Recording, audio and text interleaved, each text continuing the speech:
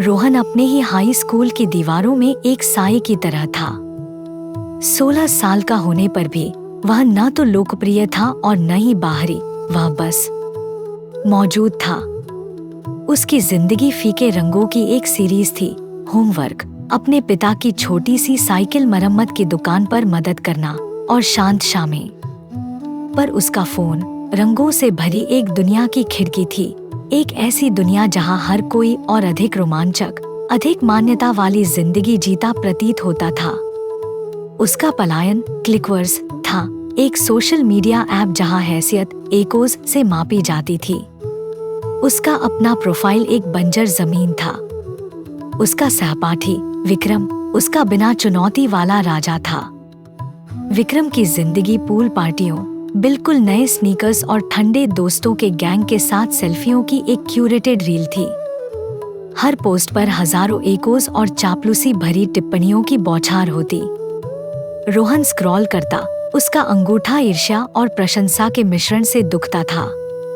एक मंगलवार, एक खासकर उबाऊ दिन के बाद, रोहन दुकान पर था, एक चेन से ग्रीस पोंछ रहा था कि उसके फोन ने कंपन किया। एक नोटिफिकेशन ने स्क्रीन रोशन कर दी। क्लिकवर्स, विक्रम सिंह ने आपकी फोटो को एको किया है। रोहन का दिल उसकी पसलियों से टकराया।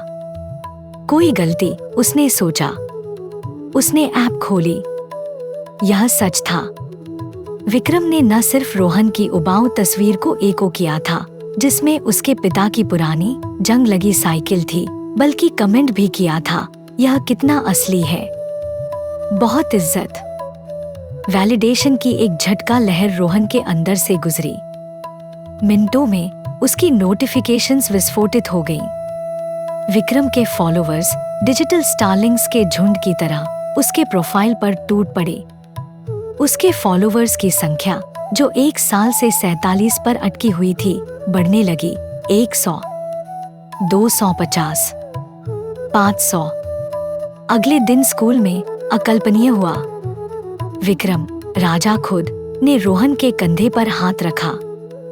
अरे यार, वह बाइक वाली तस्वीर तो क्लासिक थी। बहुत कूल। रोहन की फीकी दुनिया अचानक रंगों से सराबोर हो गई। उसे लंच पर विक्रम के ग्रुप के साथ बैठने के लिए आमंत्रित किया गया। फुसफुसाहटें उसका पीछा करती। वह अब एक साया नहीं था, वह असली इंसान था जिसे विक्रम पसंद करता था। लेकिन क्लिकवर्स की करेंसी कंटेंट थी और रोहन के मशहूर होने के 15 मिनट खत्म हो रहे थे। कुछ नया, कुछ ऐसा पोस्ट करने का दबाव जो उसके नए ऑडियंस के लायक हो, उसे कुचल रहा था।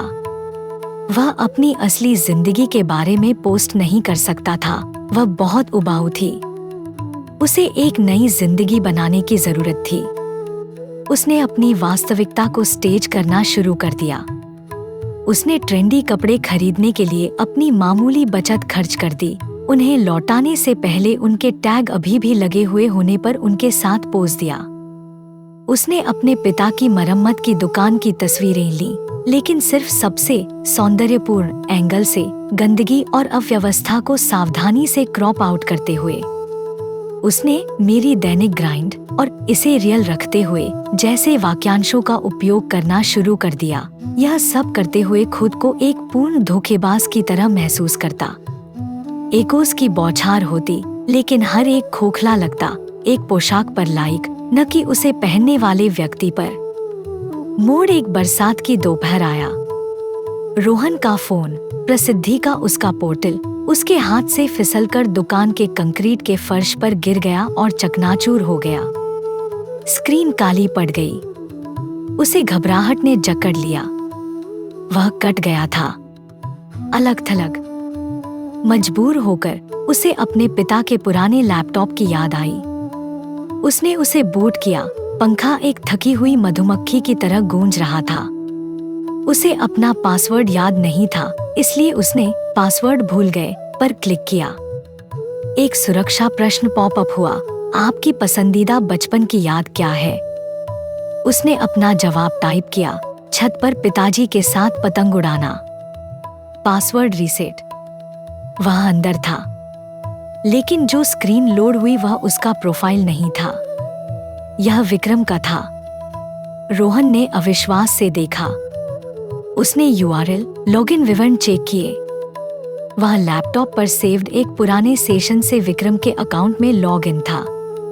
विक्रम ने शायद सालों पहले उनके घर में इस कंप्यूटर का उपयोग किया था। उसका कर्सर लॉग आउट बटन पर हवा में था जब विक्रम की स्क्रीन पर एक प्राइवेट मैसेज नोटिफिकेशन पॉपअप हुआ। एक सन की जिज्ञासा से प्रेरित होकर उसने उस पर क्लिक किया। यह विक्रम की माँ की तरफ से था। माँ, विक्रम बेटा, प्लीज बता दो। डॉक्टर ने फिर कॉल किया। तुम्हारे पापा की रिपोर्ट्स ठीक नहीं हैं। व्यवसाय के विफल होने का तनाव उन पर भारी पड़ रहा है। हमें उनके लिए मजबूत रहना होगा। यह ऑनलाइन नाटक, यह किसी की मदद नहीं कर रहा। प्लीज नीचे आओ, बात करते हैं। रोहन का खून ठंडा हो गया। उसने विक्रम के अकाउंट के अंदर क्लिक करना शुरू कर दिया, एक व्यूअर की तरह नहीं बल्कि यूजर की तरह। उसने एपिक लाइफस्टाइल का छिपा हुआ पक्ष देखा। पूल पार्टी फोटो एल्बम का असली नाम था पापा को यह सोचने के लिए कि मेरे दोस्त हैं। नए स्नीकर्स की तस्वीर को टैग किया गया था। क्रेडिट कार्ड कटने से पहले आखिरी खरीदारी। एक दोस्त की हर टिप्पणी के जवाब में विक्रम का एक प्राइवेट मैसेज था जिसमें वह उनसे अपने प्रोफाइल को लोकप्रिय दिखाने के लिए कमेंट करने की भीख मांग रहा था। विक्रम का पूरा साम्राज्य डर, असुरक्षा और पारिवारिक पीड़ा की नदी को रोकने वाला एक सावधानीपूर्वक निर्मित बांध था। उसके एकोज सिर्फ उसकी अपनी अकेलेपन की खोखली आवाज थी जो उसे वापस परावर्तित हो रही थी।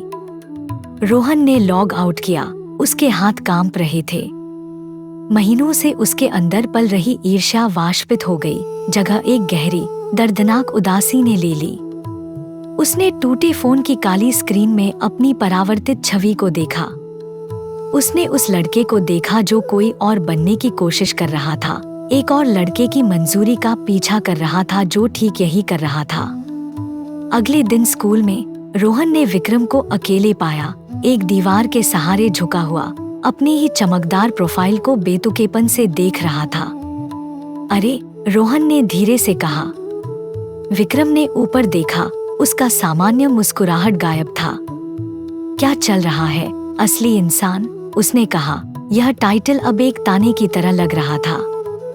रोहन ने संदेशों का जिक्र नहीं किया। उसने बस कहा, तुम्हें पता है वह बाइक? वह एक बेकार चीज है। गियर खिसकता है, चेन हर 10 मिनट में उतर जाती है।